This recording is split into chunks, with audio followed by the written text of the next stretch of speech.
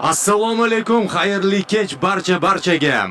O'zbekiston Superligasi 6-turdan o'rin olgan O'zbek klassikosi. Qarang qanday performans farg'onalik muxlislar. Bu esa jamoalar tarkibi. Istiqlol stadioni smokka belandi. Katta armiya Paxtakor muxlislari ham tashrif buyurishgan Istiqlolga o'yinga start berildi. O'ngda, chapda esa 21-raqamda Bashar Risan. Ikkita hujumchi 94-Jose Riaskos va 11-raqamda Igor Sergeyev. Hozircha eng yaqin turgan do'stim Muhsin Ubaydullayevga yetkazib berdi. Uning eng yaqin do'stimi yo'qmi bilmadim-u, himoyada eng yaqin turgan sherigi to'p hujum chizig'iga yetkazib bermoqda. Mana Neftchi hozir oldinga o'tib ko'radi. Hojiakbar Alijoyev xatoga yo'l qo'ydi. Zarba! Wow! To'p darvoza to'siniga tegib, maydon tashqarisiga chiqib ketyapti.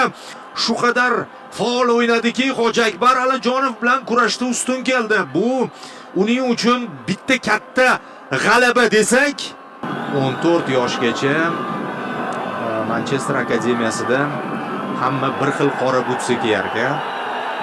Bu Fergyusondan qolgan odat. Endi esa Istiqlol stadionidagi janjalni tahlil qilamiz. Bizga aniqlab beradi. Alijonov out tashladi. Riaskos va Sayfiyev kurashga kirishdi va Riaskos Sayfiyevning yuziga zarba beryapti. Sayfiyevga sariq, Riaskosga sariq. Epizodning ikkita ishtirokchisi ogohlantirildi. Sayfiyev menimcha gaplashish kerak emas u yog'iga. Alijonov markaz orqali Lukka o'ng qanotga, Riaskos Hojiakbarga, o'ziga Riaskos pas, Igor Sergeyev, Suyunov, to'p qaytarildi, gol! Paxtakor hisobni ochmoqda. Umar Adhamzoda uzr so'rayapti, chunki u Neftchida o'ynagan. Uzr so'rayapti sobiq jamoasidan. Mana bu hurmat, mana bu professionalizm.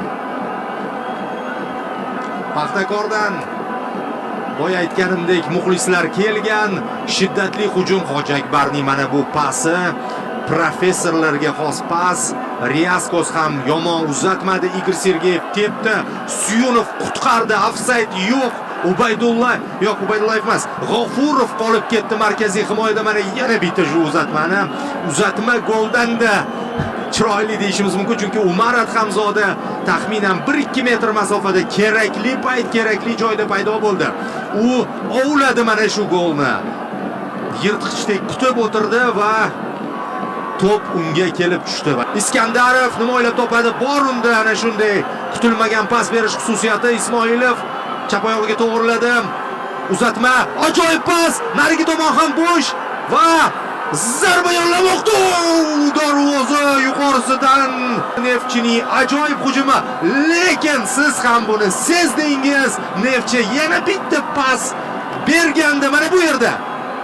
To'g'ri qiyin edi. Tovon bilan ijro etish kerak edi. Jamshid ortida bo'layotgan voqeani bizdan-da yaxshi ko'rdi. O'yin davom ettirildi. To'p bilan Umar Adhamzodaning zarbasi, Riaskosning va 2-0.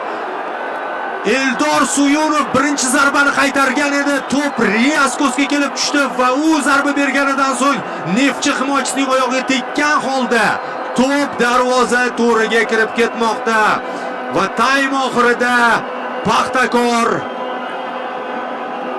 ustunlikni oshirmoqda. Umar Adhamzoda bekor ketmadi uning zarbasi. Riaskos ham xuddi boya Umarning o'zi kerakli payt, kerakli joyda paydo bo'lganidek, bu safar uning zarbasidan keyin Riaskos xuddi shunday tarzda joy tanladi. Mana ko'ring, takroriy lavha. Maydon markazida Paxtakor futbolchilari to'pni egallab olishdi va bu Lukka edi. Chap qanotda hech kim yopmadi. 5 Risan, Trivela bilan pas, Igor Sergeyev 3-0. 3-0 Paxtakor. Rezanning super uzatmasidan keyin Igor sezilib turibdi, Igor ancha formaga qaytib olgan. Mana shu vaziyat ham ko'rsatib turibdiki, avvalgidek gol his etish qobiliyati qarang qanday minnatdorchilik bildiryapti Basharga.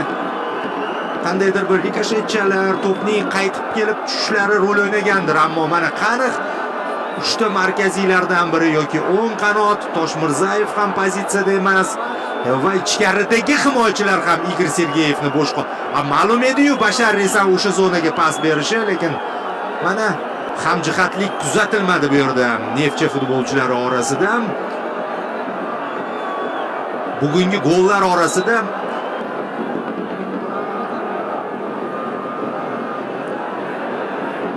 yana Paxtakor to'pni egallab olib, mana bu safar tezkor qarshi hujum tashkil etmoqda.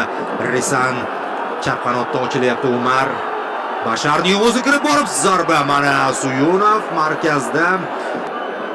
Toshmirzayev orqaga uzatma. Mana bu yerda yaxshi vaziyat bo'lishi mumkin, ammo sirpanib ketyapti. Ubaydullayev kutilmaganda. Mana Paxtakorning qarshi hujumi. Pas. Igor Sergeyev orqaga uzatma, darvoza bosh. 4-0. Va yana uzr so'rayapti Umar Adhamzoda. Yana uzr so'rayapti. Chunki dublga erishyapti u. O'zi unaqa ko'p gol urmasdi, lekin bugun 4-0. Ha, intriga endi hozir darajasi pasayishi mumkin. Mana tomosha qiling. Albatta hozir bu golni agar tahlil qiladigan bo'lsak, bu qaytgan to'p emas, darvoqe Igor Sergeyevning ongli ravishda bergan pasi. Ya'ni Neftchi himoyachisi Igordan olib qo'yib tegmadi to'pni. Ya'ni Igorning o'zi qabul qildi. Qarab turib pas berdi. Umar darvozabon chiqib ketganini ko'rib ustidan tashlab qo'yapti. Yana o'ng oyoqda o'zi chapaqay. Alohida bitta jamoa sifatida shakllanishi uchun vaqt kerak. Igor Sergeyev bu ham juda yaxshi o'ynayapti. Igor gol urdi, assist, yana golda qatnashdi, boyagi birinchi golda ham qatnashdi. Va bo'ldi, birinchi taym o'z nihoyasiga yetmoqda. Paxtakor 4 ta gol urdi Neftchi darvozasiga.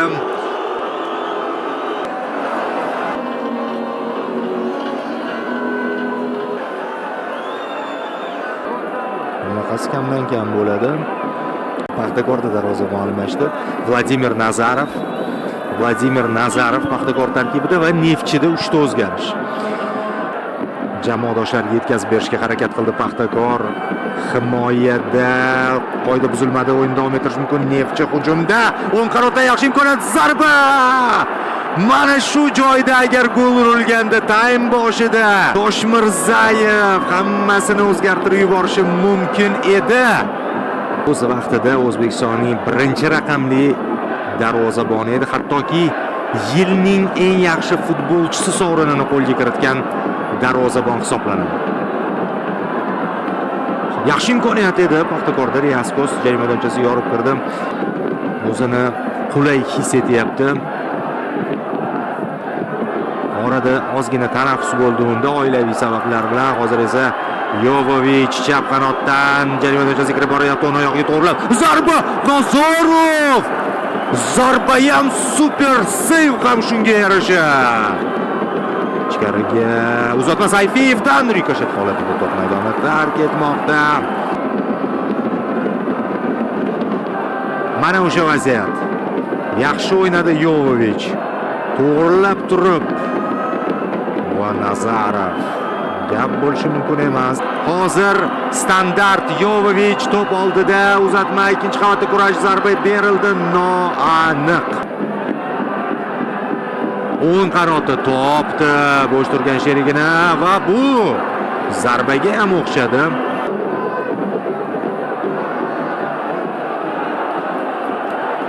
Ichkariga pas, Paxtakorda yana bir imkoniyat paydo bo'ldi. Sergeyev o'tadigan o'yinlar emasdi aslida. Keyin Navbahor ustidan g'alaba, Mashal ustidan g'alaba, Navbahor bilan kubokda durang. Roziyev yaxshi o'ylangan uzatma edi. Jarima maydonchasi ichida Marushich ham sakrashga tayyor edi. O'ng qanotga ko'chdi hujum. Toshmirzayev. Zarba ko'ramizmi? Zarba yo'llanmoqda. Noaniq. Yana bir vaziyat Yovovichda. O'shaga bor imkoniyatlar, lekin realizatsiya, ya'ni ulardan foydalanish ko'rsatkichi juda ham past. Uzatma. To'p uzoqlashtirildi. Ikkinchi temp bor bu hujumda. Yovovich. Bu ham yomon emasdi bu zarba ham, ochig'ini aytganda. Bittasi aniq va xavfli, ikkinchisi noaniq va xavfsiz, uchinchisi noaniq lekin xavfli. Uchrashuv o'z nihoyasiga yetibdi mana. Jiddiy burilish bo'lishi mumkin. Paxtakorning bu mavsumdagi Neftchi esa xulosalar chiqarishi kerak.